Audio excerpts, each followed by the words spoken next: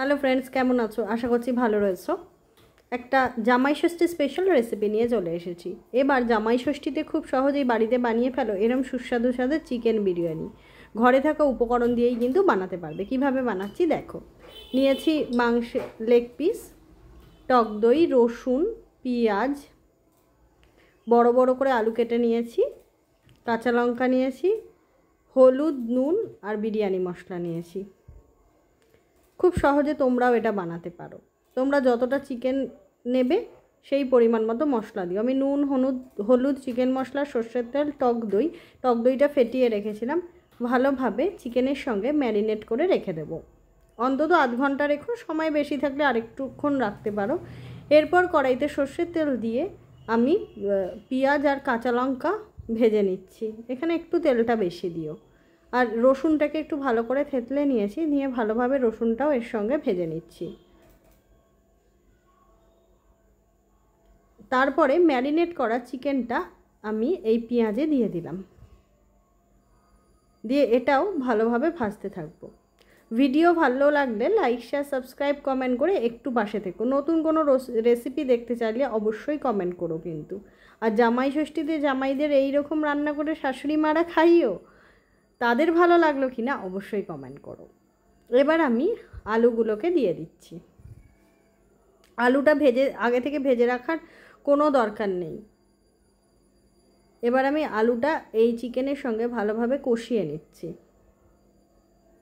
দিয়ে দিলাম সামান্য পরিমাণ নুন, তোমরা যে যতটা নুন খাবে দিও।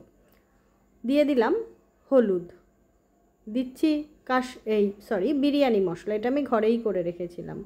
আর একটুখানি জিরে ধনে গুঁড়ো দিয়েছি, দিয়ে ভালোভাবে কষিয়ে নিচ্ছি। মশলাটা যত কষাবে তার টেস্ট কিন্তু তত বাড়বে।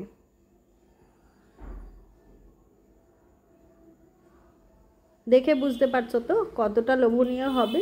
আমার কিন্তু ভয়েস ওভার দিতে দিতেই লোভ লাগছে, কারণ খেতে কিন্তু অসাধারণ হয়েছিল। তাছাড়াও এভাবে তোমরাও বাড়িতে কিন্তু সহজেই এই বিরিয়ানিটা ট্রাই করে খেতে পারো। এটা খেতে কিন্তু জাস্ট অসাধারণ হয়। ভালোভাবে কষিয়ে নিয়েছি, দেখো কালারটাও কিন্তু চেঞ্জ হয়ে গেছে। দেখতে কত সুন্দর লাগছে, তাই না?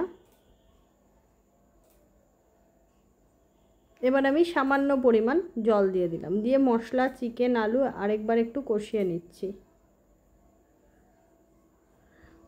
দেখো কষিয়ে নিয়েছি। এবার আমি আর একটু জল দিয়ে দিচ্ছি যাতে এগুলো সেদ্ধ হয়ে যায়। আবারও বলছি, নতুন কোনো রেসিপি দেখতে চাইলে অবশ্যই কমেন্ট করো, আমি সেই রেসিপি নিয়ে হাজির হব। এবার আমি একটা ঢাকনা চাপা দিয়ে দিলাম যাতে এটা ভালোভাবে সেদ্ধ হয়। আগে থেকে আমি ভাতটা করে রেখেছিলাম, এটা আমি বাসমতি চাল নিয়েছি, এতে একটু গরম মশলা দিয়েছিলাম। মাংস আমার রেডি। এবার আমি দিয়ে দিচ্ছি ওপর থেকে ভাত। এই সময় তোমরা কিন্তু একটু সরু চালই ব্যবহার করো। দিয়ে দিলাম সামান্য পরিমাণ নুন,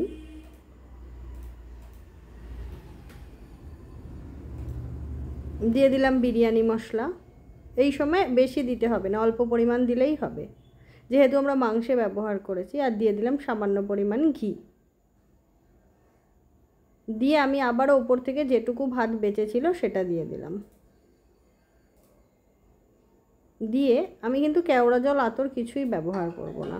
এবার দিয়ে দিলাম ঢাকনা চাপা। 15 মিনিট পরে দেখো ফিরে এসেছি। দেখো ভাতটা কিন্তু কত ঝরঝরে রয়েছে।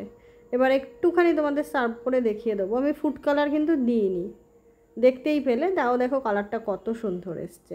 দেখো আমি সার্ভ করে দেখিয়ে দিচ্ছি।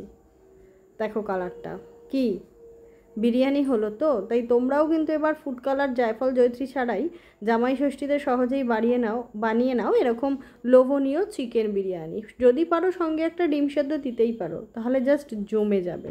আবারও বলছি, ভিডিও ভালো লাগলে লাইক, শেয়ার, সাবস্ক্রাইব, কমেন্ট করে পাশে থেকো। ফিরছি পরের ভিডিও। জয় তারা।